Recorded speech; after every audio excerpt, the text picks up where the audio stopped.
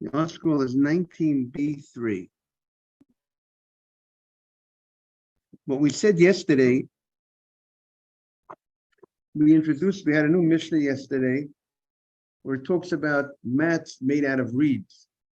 Reeds is a hard material, and the issue that the Mishnah was discussing is one of the laws of Succah. The cover of the Sukkah, which is the Succah, has to be made from material that's not susceptible to becoming contaminated, that's not able to become contaminated. There are certain items that even when they come in contact with a dead body, come in contact with people who are contaminated, there are certain items that don't receive contamination. Not every item has the ability to become contaminated. Maybe life is supposed to be that we should be that type of person. We cannot become contaminated. We never, whatever we'll never. But most people have the ability to become contaminated, right?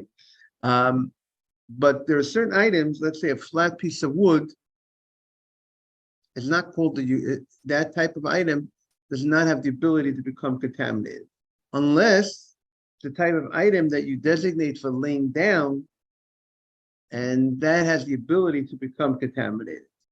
But if it's not for laying down purposes, if let's say you want to use it for roofing, or if you want to use it for a schach, for a cover for a sukkah, you make a mat made out of reeds, and reeds being hard material. So if it's a large mat, the Mishnah says is made for the purpose of a cover of a hut, for a sukkah. And because it's made for a cover of a hut, it's not made for lying down on, therefore it's not mekabel tumah. It doesn't receive contamination. The Torah talks about a type of, if a thing that's people you would lay down on, the Torah says if it's designated for laying down, then that would receive contamination. The Torah talks about a nida, or let's say someone who's or a zav, or some other types of people that have certain contamination, that if they lay down on certain type on something that's designated for laying down on, that item will receive the contamination like the person himself who is contaminated. So the question here is this mat able to receive contamination? If it's able to receive, it has potential to receive contamination, or as is now. Is this item able to become contaminated? It cannot be used as schach. Cannot be used as schach via sukkah. Bamboo sticks cannot be, as is at the moment, the way the bamboo sticks is today. If you have a bamboo stick, it cannot contract. It doesn't have the ability to become contaminated. Even if a dead mouse would touch that bamboo stick, it will not contaminate that. The dead weasel will not contaminate the bamboo stick, and that's what you're able to use for your schach. But if it has the ability to become contaminated, if this weasel would come in contact with it, or a dead animal would come in contact with it, then you cannot use it as schach. So there is very specific type of material that's able to be used as your schach. The walls of your sukkah, there are much less halachot on the walls of the sukkah. The walls need to be sturdy, but it can be made out of items that have the ability to become contaminated if it comes in contact with a dead animal or something, like metal poles. Metal pole, technically, a metal pole, before it has the ability to become contaminated, right? If I have a metal pole, it's metal, so it's one of those things that has the ability to become contaminated. It's not a flat piece of wood. It's not a bamboo stick. It's metal. So I could use the metal for my walls of my sukkah, but I can't use metal for the cover of the sukkah. I can't use metal for schach. Is that clear? Are you in the group chat for the Gemara? Because if you're not, if you are, you can send that to the group that we're on. If you're not in the group chat, maybe we're going to get you into the group chat. How do you like that? Okay, so that is the issue here in the Gemara. So, and we spoke yesterday, perhaps said maybe there's a deeper meaning behind the schach of the sukkah.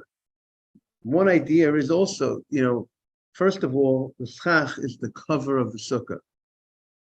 The schach is supposed to remind you that you're in the protection of Hashem. And therefore, Hashem has no connection with contamination. Therefore, this item that you use for the covering of a sukkah is an item that cannot become contaminated. It doesn't have the ability to become contaminated. Another idea is that, when you leave your house, you go out to the world, which the sukkah is, you leave your comforts of your house, the protection of the Jewish home. And you're going out to this shelter, which is not such a sturdy shelter. It's a makeshift, it's a temporary shelter, which really represents the world. The world that we're in is a temporary world. It doesn't last forever. And the question is, our challenge in this world, one assignment is to make sure that we do not become contaminated. That's maybe a little idea, to think about when you're sitting in a sukkah. Think about the schach. Schach cannot be, you look up to the ceiling of the sukkah, the schach, and you say, this bamboo does not have the ability to become contaminated. I also need to lead a life that I will not become contaminated. The world out large is a very place of great contamination. A lot of people, a lot of young adults, a lot of young professionals are becoming contaminated. Am I correct in that? In the world, in the culture, in the media, in the lifestyle, what goes on in the world at large.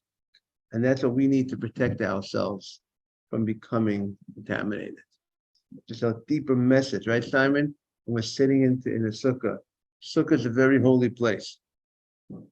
Okay, we are on, in the art scroll, we are on 19b3.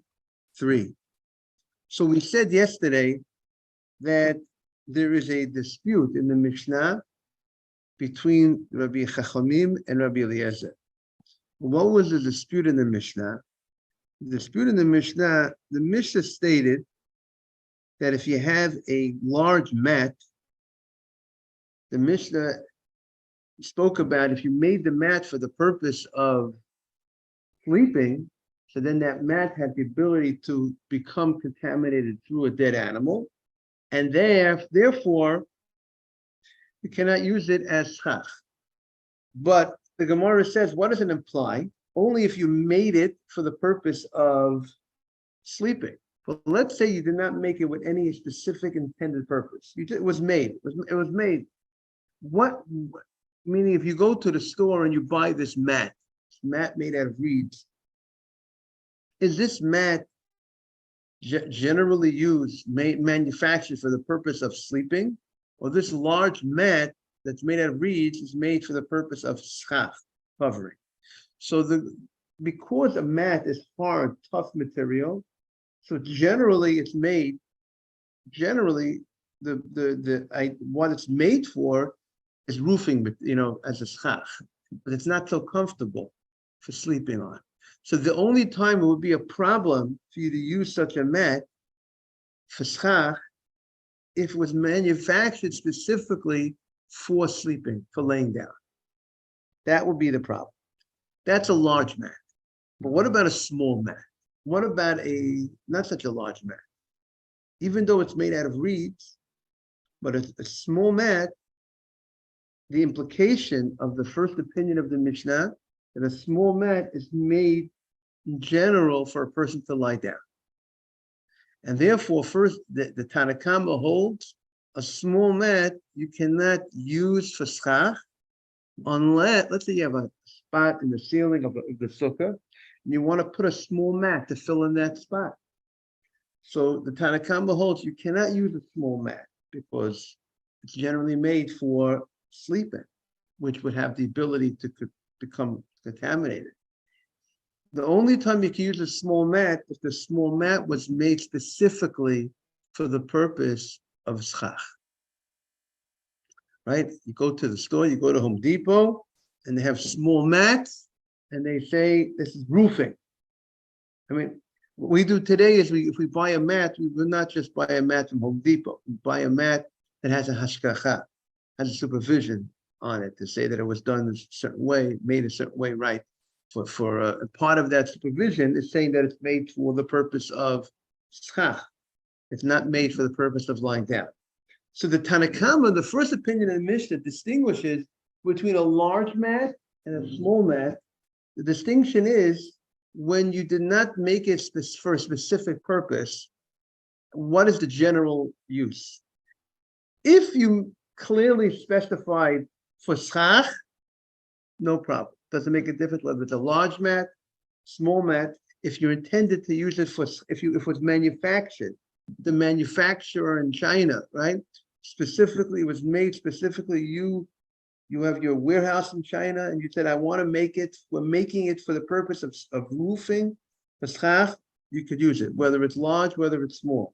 If you had in mind you're using it for, if you told your guys we want to make it for lying down, doesn't make a difference, large or small, you can't use it because once it's made for lying down purposes, it has the ability to contract contamination. The dispute in the Mishnah is regarding a small mat. A small mat, excuse me, a small mat. What is a small mat generally made for? Is a small mat generally made for lying down? Is a small mat generally made for roofing? Meaning this type of small mat is not a comfortable Iranian mat that's nice and comfortable, great material, wool material. Remember, the mat is made out of, this mat of the Mishnah is talking about a mat made out of reeds. So the material is not a good material. It's not a soft material.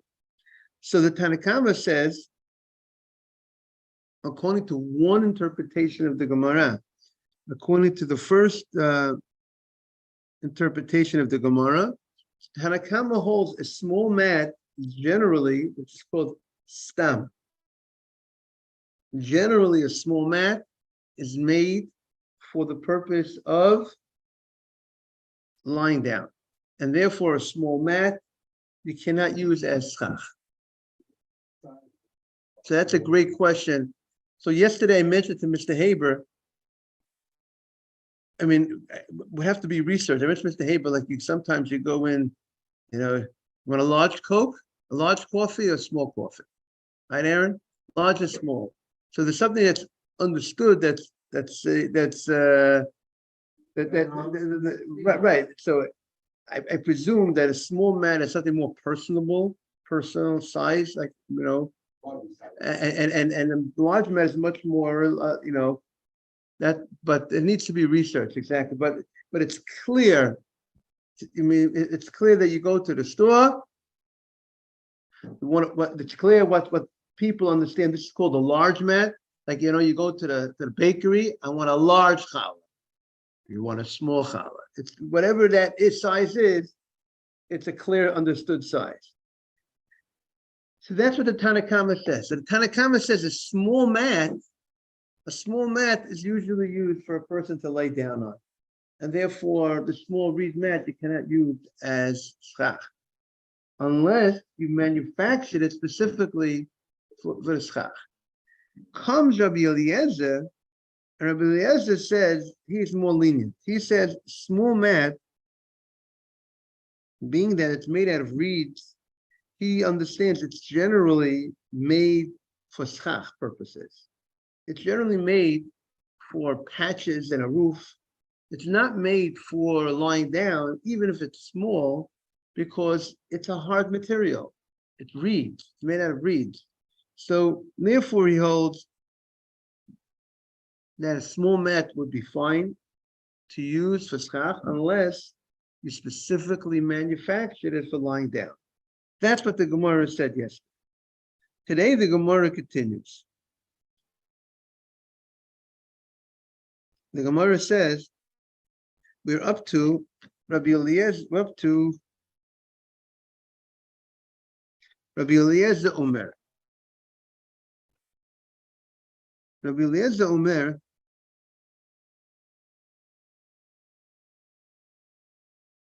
does everybody have Rabbi Eliezer Omer? It's on 19b3 on the bottom of the first column. Rabbi Eliezer Omer, Achas Ketana v'Achas Gedola. Now the Gemara today is analyzing the opinion of Rabbi Eliezer. So first the Gemara quotes his opinion. Rabbi Eliezer Omer, Achat Ketana v'Achat Gedola, whether it's small or whether it's large, Asa l'shchiva, if you made it for the purpose of lying down, Asa l'shchiva mekabelet tumah, it receives contamination. You made it for lying down. If it's lying down, it has the ability to receive contamination. Ve'ein misachim bo, and you can't use this for schach. Taima, the reason, the asal l'shchiva, you made it for the purpose of lying down. And therefore, lying down is something that has the ability to contract contamination because it has that use of like of a bed. Hastama, but in general, it's the sichuch. General, a large mat is made for the purpose of schach. That is the implication of the first line of Rabbi Eliezer. You know, there's something called the Reisha and the Seifa. The Reisha is at the head, like Rosh. Seifa is Sof, it's the end. At the beginning of the Mishnah, the end of the Mishnah. Here it's the beginning of, Rabbi Eliezer makes two statements. So there's the Reisha, there's the first line of his first statement, and the Seifa here is the second statement. So this is this is not the common usage of a Reisha and a Seifa. Here in the same rabbi, we're referring to the Reisha and the Seifa. Beginning of the rabbi statement and the second statement. What the Gemara is going to be doing here is that it seems that each line is taking us in a different direction. The inference, the implication from each line is the opposite of the other line, which would imply a contradiction in the statement of the rabbi, and which we have to have an explanation for. Because the first line of the rabbi said regarding this mat, if the mat was made for lying down, this large mat, again, Rabbi Eliezer said, whether it's large mat, whether it's a small mat. He says whether it's large or whether it's small, Rabbi Eliezer says, if you made it for lying down, that's the problem. What's the implication? If you did not manufacture it for the purpose of lying down, you manufactured it for the purpose of general, without any specific intent, it would be good. You could use it for schach, whether it's a large mat, whether it's a small mat. But then, morning, Mr. Feldman, but then the Seifa, the end of Rabbi Eliezer, he says, aim a Seifa, so the sichuch masach. Just to bring Mr. Feldman up to date. We're discussing the material for schach. And there's a special law that the schach has to be made out of material that grows from the ground. That's number one. It has to be detached from the ground, number two. Number three is that material does not have the ability to contract contamination. That means, as is, that material, even if it will come in contact with a dead animal, it will not even, usually a person comes in contact with a dead animal, a person becomes contaminated, right? You have to go to the mikvah. But there are certain items that don't have the ability to contract contamination. A flat piece of wood does not have the ability to become contaminated. Even though the dead weasel was all over it, it does not become contaminated. And that's the type, bamboo does not have the ability to become contaminated. And that's the type of material that you need to use for your schach. The issue here in the Gemara is we're talking about a mat made out of reeds. And they obviously they bunch these reeds together to create this mat. Now the question is, what is the mat used now? A mat, if the mat is manufactured for the purpose of sleeping, so sleeping, even though the mat is reeds, which is like wood, it grew from the ground, but once it's made into this type of lying down material, sleeping bag material, that has the ability to contract contamination if it's made for sleeping.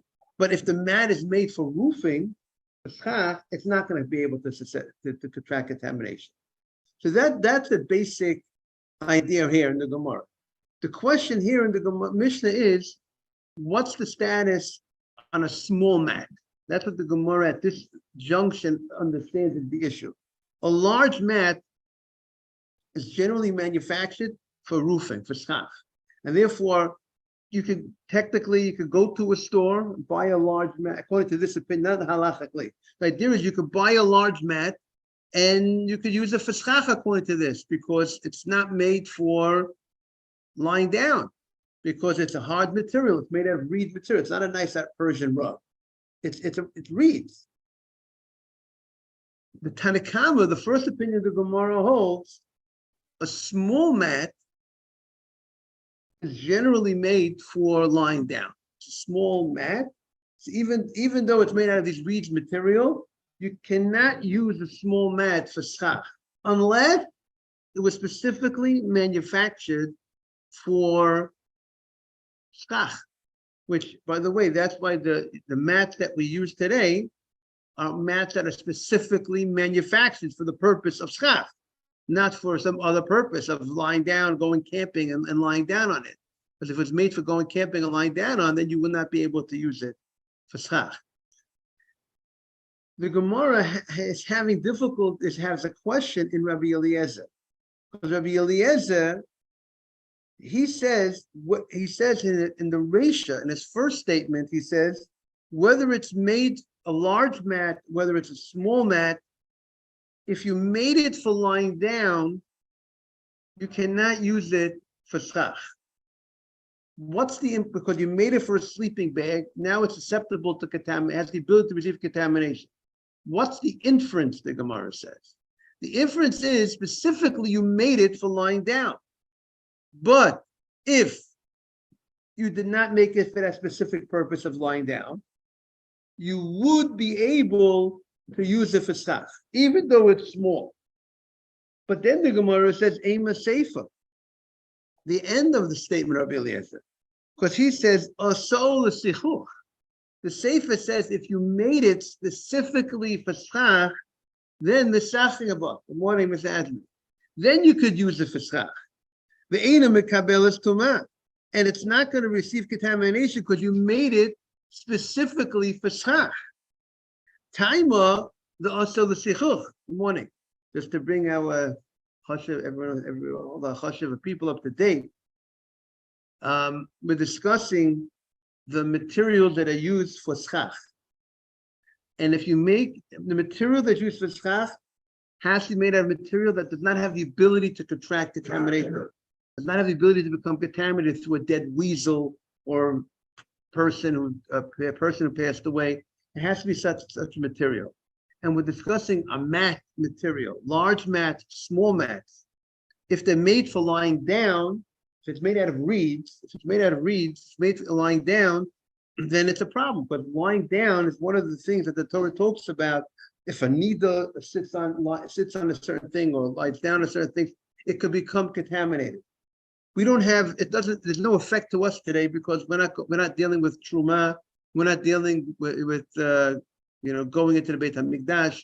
We don't have those situations that is practical for us today. But the practical nafkamina would be by using these things for schach.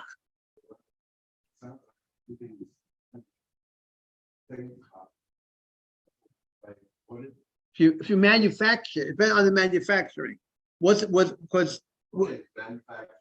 the manufacture for?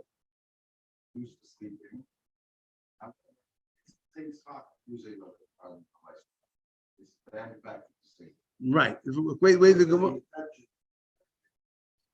right. The intention. Right. We find such a thing that when you're in the middle of manufacturing a certain product, if you plan on taking the product to a different level, so as is, it's not complete yet, so it's not going to receive contamination. But if you don't plan on taking the product to a different level, it will receive contamination. Meaning a certain, let's say a utensil, which is subject to contamination, depends on how far you plan on going. Your intent on as a manufacturer is whether at this point, and it's called a finished product or not. But the finished product has the ability to become contaminated. It's finished. It's called a utensil.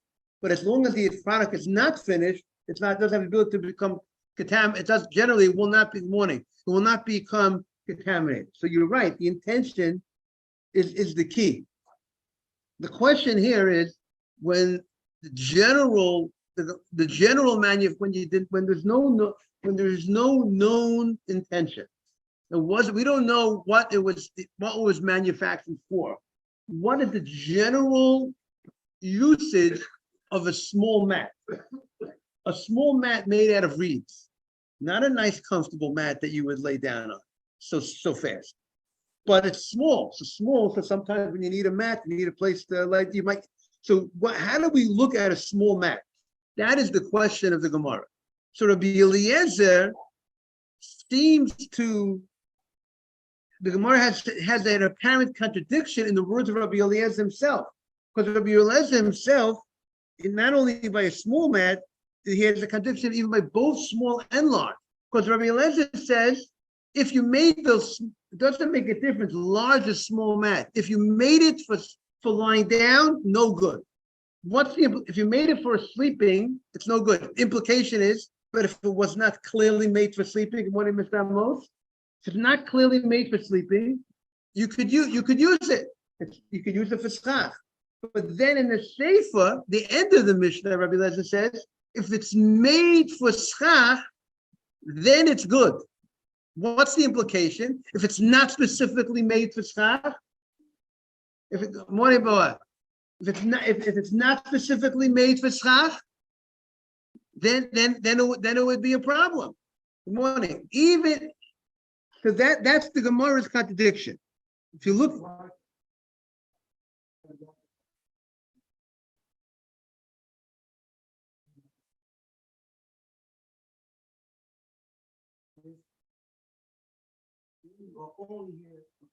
okay, so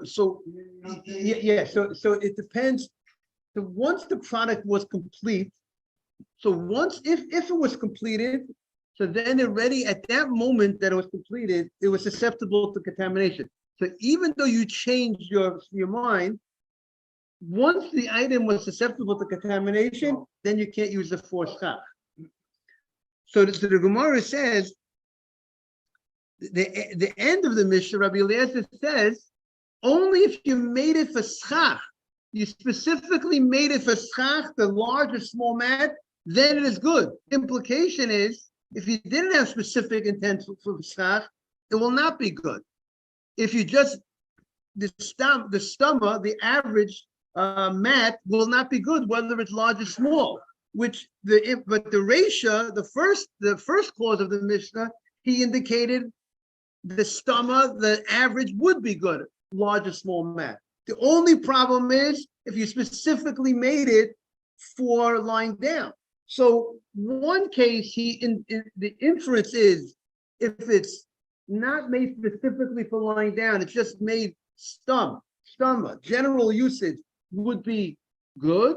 And the second point says general usage will not be good. So that's the Gemara wants to understand what is Rabbi Eliezer saying. Again, if you buy a mat, it was not specifically manufactured, not specifically for lying down, not specifically for schach, for we'll call it an all-purpose thing. What is the general purpose of that type of thing? What is the general purpose for a large mat made out of reeds or a small mat made out of reeds? Is it for lying down or is it for schach? And Rabbi Eliezer is going in both different directions, contradictory directions. So therefore, the Gemara says the following: Ela Amar Rava. We are on 19b. 3 on the bottom right corner. Ela Amar Rava. Rava, Ela, by the way, when the word Ela means we're going for a new approach. He has a different approach than what we said before. Ela Amar Rava. Bigdola kuliyama lo pliga v'sichos. a large mat made out of this hard reed material, R-E-E-D. That mat, the stumble is sikuch. The average large mat made out of reeds is not made for lying down. A large mat, it's large. Lying down is more personable. Personal, we a smaller mat. A large mat will be generally made for schach. Ki pligi, where is the argument between the Tanakama and the big Tana? The arguing by a small mat. Tanakama sava stam katana l'shtiva. Tanakama says a small mat made out of reeds, it's, even though it's a hard material, it's made generally, what's the general made? For lying down.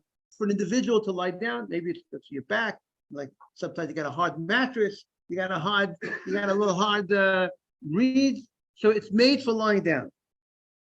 But Rabbi Eliezer said no. Stam Ketana, the average small mat, is nami l'sichuch. It's also for the purpose of what? Of schach. The people that, right? It was just, if you go to, technically, if you go to the store and you want to pick up, I want to buy a small mat, you're good, because this average mat is made for schach. But now, the only time the small mat will be a problem is only if it was made specifically for lying down. Label. Yeah, exactly. Made right, exactly. Now, and how are they fitting this into the language of the rabbis? Now we're on 28. 1. This is what he means. Marcelet hakanim gedola. This is what the Tanakama means. If you have a mat that's a large mat made out of reeds, asol l'shchiva, if you made it specifically for lying down, the kabelet tuma, it receives contamination. The ein misachin bo, and you can't use it for schach. Taima the asol l'shchiva, because you made it specifically for lying down. Hastama, but if it's not made specifically for lying down, then nase kemi she'asol l'sichuch u'masachin bo. That's what the Mishnah means when it says the sichuch means in the Tanakama that when it was not made for specifically lying down, then it's as if we look at it as if it was made for roofing material, for schach. So stama, when the Mishnah says l'sichuch, doesn't mean you made it specifically for schach. It means the average, the norm is made, a large mat, norm is made for schach. The Asr Rabbi Eliezer, and I will skip those parentheses. The Asr Rabbi Eliezer says, Achat ketana, achat gedola, whether it's large or small, stama kesher l'sichuch.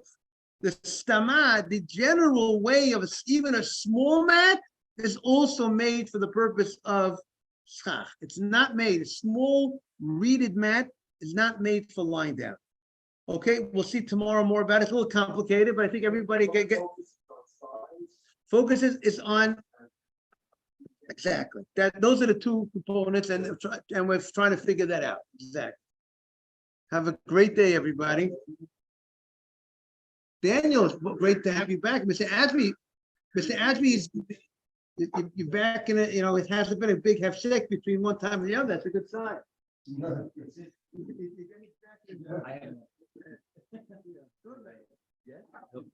Yes. Self.